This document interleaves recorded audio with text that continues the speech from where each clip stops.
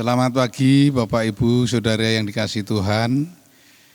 Pada hari ini Senin tanggal 29 Januari 2024 kita akan melakukan aktivitas kita dengan didahului dengan renungan harian seperti biasanya. Dan pada hari ini kita akan merenungkan firman Tuhan dengan tema menceritakan pekerjaan Allah. Sebelumnya mari kita berdoa. Bapa kami yang bertata dalam kerajaan surga, kami bersyukur atas berkat Tuhan sehingga pada pagi hari ini dalam tubuh kami yang sehat kami bisa bangun dari tidur dan kami bisa akan melaksanakan kegiatan kami sehari-hari. Kami ingin melakukan kegiatan kami dengan landasan firman Tuhan. Tolong ya Tuhan berkati kami dengan kuasa Roh Kudus-Mu. Dalam nama Tuhan kami Yesus Kristus kami berdoa. Haleluya, amin. Nah Bapak Ibu Saudara yang dikasihi Tuhan, di dalam Kisah Para Rasul pasal 21 ayat 19 berbunyi demikian. Paulus memberi salam kepada mereka, lalu menceritakan dengan terperinci apa yang dilakukan Allah di antara bangsa-bangsa lain melalui pelayanannya. Nah Bapak Ibu Saudara yang kasih Tuhan, tentu dalam kehidupan kita sehari-hari kita pernah melakukan perjalanan ya. Apakah kita pernah menceritakan tentang kebaikan Allah menyertai perjalanan hidup kita?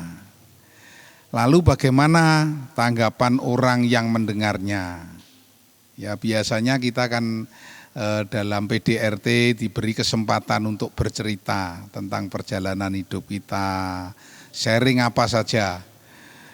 Nah, yang mendengarkan bisa biasa saja, atau tertarik, atau sebaliknya malah menolak atau tidak setuju.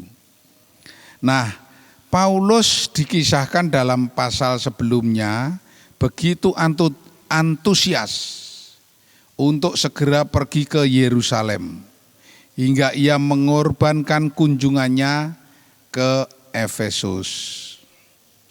Ia juga bahkan tidak mengindahkan nasihat saudara-saudaranya seiman yang saat itu melarangnya ke Yerusalem. Paulus tetap berangkat dan di sana ia menceritakan secara terperinci apa yang dilakukan Allah di antara bangsa-bangsa lain. Namun pada pertemuan resmi dengan pemimpin jemaat Yerusalem, Paulus mengalami kekecewaan. Bahkan respon tanggapan mereka terhadap apa yang Paulus ceritakan sangat tidak simpatik. Mereka menyampaikan tuduhan yang ditujukan saudara-saudara seiman dari bangsa Yahudi kepada Paulus. Mereka juga tidak memberi kesempatan kepada Paulus untuk mengklarifikasi.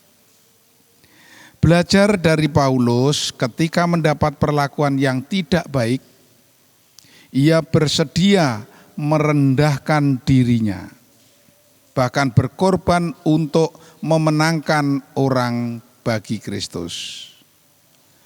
Meski bukan berarti mengorbankan kebenaran. Kadangkala kita harus belajar fleksibel dalam hal-hal yang tidak bersifat esensial. Perbedaan prinsip dalam pelayanan bersama kerap kali terjadi. Namun kiranya kasih menjadi dasar untuk melandasi pelayanan agar karya Tuhan tidak terhalang.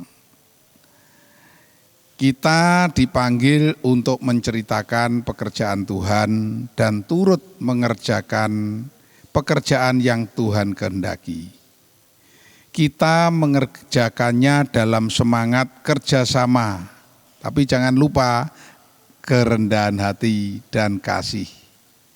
Kiranya refleksi ini bisa membawa kita semakin dewasa di dalam iman.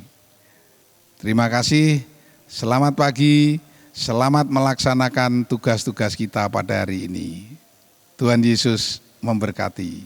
Amin. Kita akan berdoa untuk mengakhiri.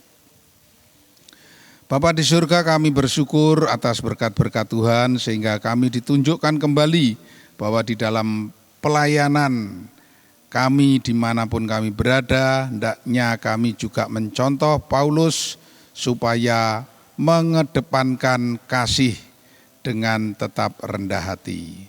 Terima kasih ya Tuhan, kami persilahkan Tuhan membimbing dan memimpin pekerjaan kami pada hari ini. Dalam nama Tuhan kami Yesus Kristus kami berdoa. Haleluya, amin. Shalom, Tuhan berkati.